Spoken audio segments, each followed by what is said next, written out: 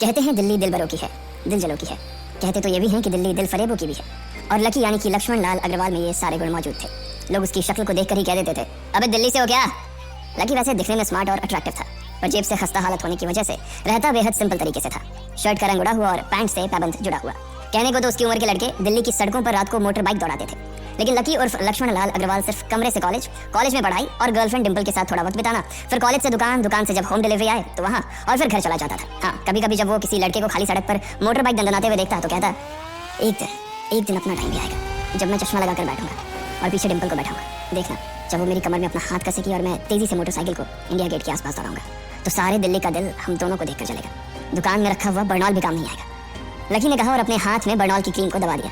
जैसे ही उसने क्रीम को दबाया, उस क्रीम बाहर आ गई। अबे गधे, क्या कर रहा है? वो कोई स्पंज की गेंद है क्या जो उसे दबा रहा है? दुकान के मालिक ने उसे फटकारते हुए कहा और उसके सर पर एक चपत लगा दी। Sorry sir. लकी ने अपना सिर बचाते हुए कहा। वो खरौल बाग में स्थित एक छोटी सी मेडिकल स्टोर पर काम करता था। उसकी दुकान का नाम था चमन मेडिकल स्टोर और उसके ओनर का नाम था चमन लाल। लकी पिछले 5 साल से इन्हीं की दुकान पर काम कर रहा था। यहाँ इस छोटी सी शॉप पर काम करना उसकी मजबूरी थी।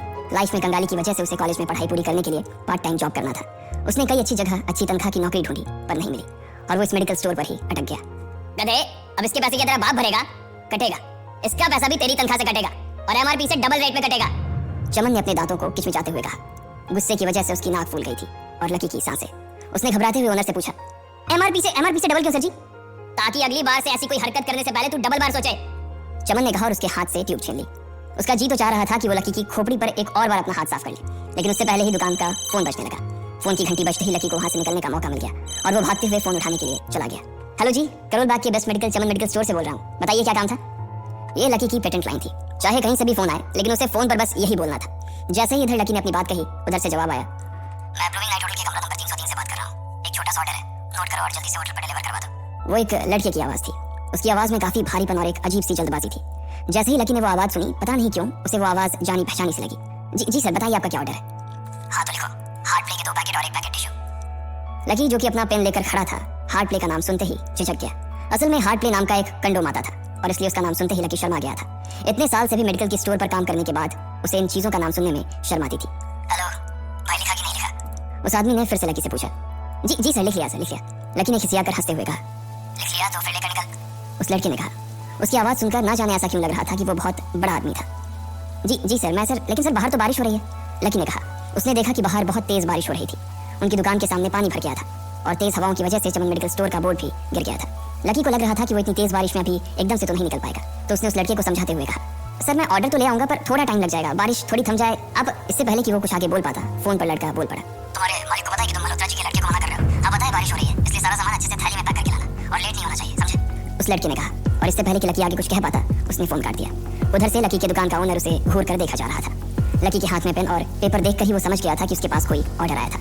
आज वैसे भी इतनी बरसात होने की वजह से सुबह से इक्का दुक्का ग्राहक ही दुकान पर आए थे। ऐसे में उसकी दुकान का मालिक एक भी ऑर्डर को छोड़ना नहीं चाहता था। वो लकी को देख रहा था और लकी बारिश की ओर देख रहा था। बारिश का बहाना नहीं चलेगा, जाना पड़ेगा, चमन लाल ने कहा। मैं बहाना नहीं कर रहा सर, थोड़ी बारिश धीमी हो जाए तो मैं चला जाऊंगा। अभी आप खुद ही देखिए कितनी तेज बारिश है। वो पता नहीं कोई मिस्टर मल्होत्रा का कोई बेटा कुछ ज्यादा ही जल्दी में था, मैं साइकिल से तो पहुंच नहीं पाऊंगा इतनी जल्दी। लकी ने उनकी ओर देखते हुए कहा।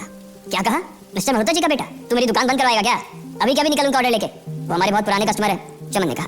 पर लकी ने कहा ही था कि चमन बोला, पर कुछ नहीं, तू मेरी मोटरसाइकिल ले जा। उसने गुस्से में कहा, अरे सर जी, 200 के ऑर्डर में मुश्किल से 40 रुपए बचेंगे, इससे 3 गुने का तो पेट्रोल ही लग जाएगा और अगर गाड़ी रास्ते में बंद हो गई तो अलग से खर्चा। लकी ने समझाते हुए कहा। वो जानता था कि उसका मालिक इन सब बातों पर ध्यान नहीं देने वाला। चमन लाल बोला, कोई बात नहीं, तू जा, चाहे जो हो जाए, ग्राहक नाराज नहीं होना चाहिए, और वैसे भी वो मल्होत्रा जी का बेटा है। चमन लाल ने मोटरसाइकिल की चाबी लकी की ओर उछालते हुए कहा। लकी ने चाबी ली। उसे देखकर उसके अंदर मिक्स फीलिंग आ गई। एक तो वो बहुत खुश हुआ कि बड़े दिनों बाद बाइक चलाने को मिलेगी, पर वहीं दूसरी तरफ दुखी इसलिए हुआ कि बाइक मिली भी तो ऐसी तेज बारिश में अगर खराब हो गई तो इसकी चपत भी उसके सिर पर ही पड़ेगी। वो मुंह लटकाकर रेनकोट और हेलमेट पहनते हुए वहां से निकल गया। बाहर आकर बाइक को देखा तो लकी ने मन में सोचा, चलो ठीक है, जो होगा देखा जाएगा, कम से कम बाइक तो चलाने को मिल रही है। दरअसल लकी इतने साल काम करने के बाद भी अपने लिए एक मोटरसाइकिल नहीं ले पाया था। लकी की तनख्वाह ही इतनी भर थी कि सिर्फ उसके कमरे का किराया, उसकी साइकिल में डालने वाली हवा का खर्च, बिजली पानी का बिल और डिंपल के साथ महीने में 1-2 बार बाहर खाने का खर्चा ही निकल पाता था। उसे डिंपल की कही बात अक्सर याद आती थी। लकी, अगर अगले 2 महीने में तूने बाइक नहीं खरीदी ना तो मैं तेरे से ब्रेकअप कर लूंगी, देखना। असल में डिंपल को लकी के साथ बाइक पर घूमने की बड़ी तमन्ना थी। लकी की इस उजाड़ जिंदगी में एक वही तो थी जिसके लिए जिंदा रहने को उसका जी चाहता था। जब भी वो उससे बाइक की बात करती तो लकी डिंपल की इस बात को हंस कर टाल देता था। वो अपने मन में इस बात को अच्छे से जानता था कि डिंपल उससे बहुत प्यार करती थी और वो उसे कभी छोड़कर नहीं जा सकती थी। वो दोनों एक दूसरे में ऐसे घुले मिले थे जैसे बादल बरसात में खुल जाती है। लकी को डिंपल बहुत पसंद थी और वो उसके लिए दुनिया जहां की खुशियां खरीद कर ला देना चाहता था। वो चाहता था कि एक दिन वो डिम्पल को प्लेन में बैठाए, लेकिन उसके ये सब ख्वाब इस कम तनख्वाह की नौकरी की वजह से कभी पूरे नहीं होने वाले थे। पर आज उसके पास एक मौका था। वो डिम्पल को अपने साथ इस बारिश में राजपथ घुमाना चाहता था। वो उसे दिल्ली दिखाना चाहता था।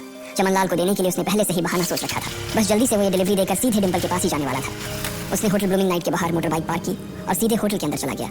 लकी ने रिसेप्शन पर पहुंचकर नमस्ते करते हुए रिसेप्शनिस्ट को बोला, जी मैं चमन मेडिकल स्टोर से आया हूँ, रूम नंबर 303 का ऑर्डर था सर। रिसेप्शन पर खड़ा आदमी उसके हाथ में काली थैली को देखकर समझ गया था कि उसमें क्या था, और वो मंद ही मंद मुस्कुराते हुए बोला, थर्ड फ्लोर पर है, लिफ्ट से चले जाओ, रेनकोट ही उतार देना। जैसा उस आदमी ने कहा, लकी ने ठीक वैसा ही किया और लिफ्ट में चढ़ने के कुछ ही देर बाद वो तीसरे माले पर पहुंच गया था। वो रूम नंबर 303 के बाहर पहुंचा और उसने डोरबेल बजाई। जैसे ही दरवाजा खुला, लकी ने थैली आगे बढ़ाते हुए कहा, नमस्ते, मैं चमन मेडिकल स्टोर से लकी आपका।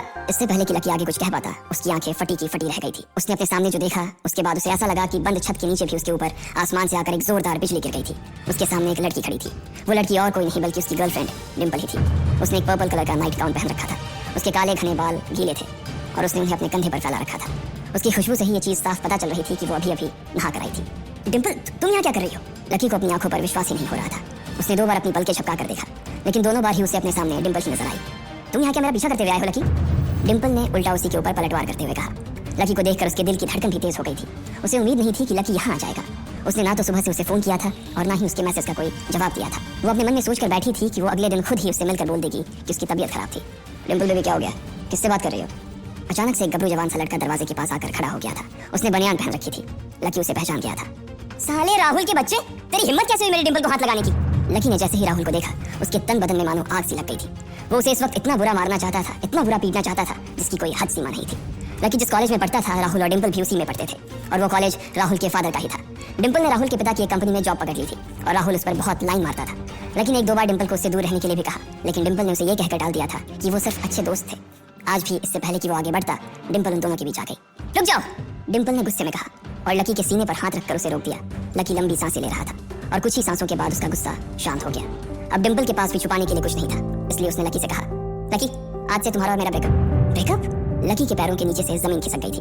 उसकी आंखें नम हो गई। लकी को उसकी बातों पर विश्वास नहीं हो रहा था। उसने डिम्पल की ओर देखा और बोला, डिम्पल, हम पिछले 1 साल से एक दूसरे के साथ हैं और तुम हो कि मुझसे ब्रेकअप करना चाहती हो? अरे मैं तो तुम्हारे लिए नई बाइक लेने वाला था। चल रहने दे, आज ही याद आई है तुझे बाइक की। अरे तेरे पास मुझे बाहर घुमाने के लिए, खिलाने पिलाने के लिए पैसे तो है नहीं। तू कहाँ से लेगा बाइक? और अगर ले भी लेगा तो उसमें पेट्रोल कहाँ से डलवाएगा? तेरी 8,000 रुपए महीने की नौकरी, उसमें होगा ये सब? लोग हंसते हैं मेरे ऊपर जब मैं सरोजनी में तेरे साथ घूमती हूँ। मैं ऐसी लाइफ नहीं जीना चाहती लकी। मैं तेरी तरह गरीब नहीं रहना चाहती। तूने मुझे फंसाया था, उल्लू बनाया था तूने मुझे, इसलिए मैंने राहुल से मैचअप कर लिया है। आज से यही मेरा बॉयफ्रेंड है। डिम्पल ने गुस्से में कहा। अच्छा, तो बेबी ये है तुम्हारा वो बेकार सा एक्स बॉयफ्रेंड? राहुल ने पूछा और डिम्पल के बगल में आकर खड़ा हो गया। फिर उसने लकी के हाथ से थैली उठाई और उसमें से हार्ट प्ले का पैकेट निकालकर उसे चिढ़ाने के लिए उसे हवा में लहराने लगा। बाप रे, इससे बदकिस्मत इंसान इस दुनिया में और कौन होगा? राहुल ने उसकी टांग खींचते हुए कहा। लकी के पास उसकी बात का कोई जवाब नहीं था। उसने गुस्से से डिम्पल की ओर देखा और अपनी हाथों की मुट्ठी खींच ली। फिर वो वहां से निकल गया। अबे पैसे तो ले जा, सब कुछ फ्री में देता जाएगा क्या? राहुल ने जोर से ठहाके लगाते हुए कहा, लेकिन लकी बिना उसकी बात सुनते ही निकल गया। उसके दिमाग में डिम्पल के कहे शब्द गूंज रहे थे। उसने कभी सपने में नहीं सोचा था कि डिम्पल उसके साथ कुछ ऐसा भी कर सकती थी। जिस इंसान के लिए वो इतना कुछ करना चाह रहा था, उसे उसकी कोई कदर ही नहीं थी। लकी इतना हताश हो गया था कि बुरी तरह से रोने लगा। इस बार वो लिफ्ट से नहीं बल्कि सीढ़ियों से नीचे उतरा और एक एक सीढ़ी उतरने के साथ उसके आंसू आंखों से छलकते जा रहे थे। जब उसकी आवाज सुनकर कुछ लोग अपने कमरे से बाहर आए तो लकी ने तुरंत अपने आंसू पोंछे और तेजी से वहां से भाग गया। उसे जिंदगी में पहली बार प्यार हुआ था और पैसों की कमी की वजह से ना सिर्फ उसका प्यार बल्कि उसकी पूरी जिंदगी बर्बाद हो गई थी।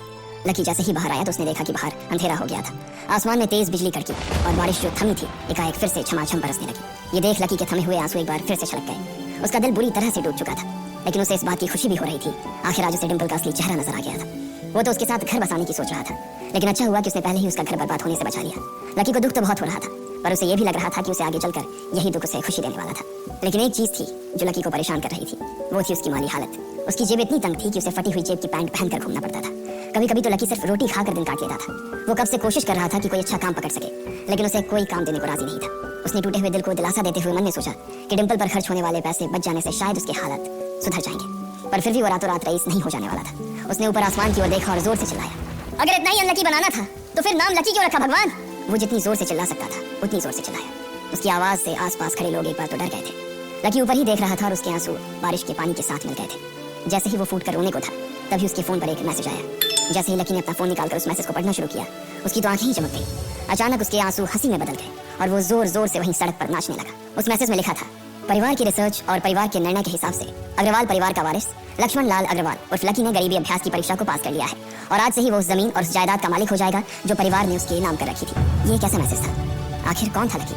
क्या थी उसकी असलियत? और वो कैसे रातों रात ही अनलकी से लकी हो गया था? इन सारे सवालों के जवाब अगर आप जानते हैं तो प्लीज कमेंट बॉक्स में कमेंट करके हमें भी बताएं और आगे की कहानी जानने के लिए हमारे साथ सुनते रहें लखपति सिर्फ पॉकेट एफएम पर।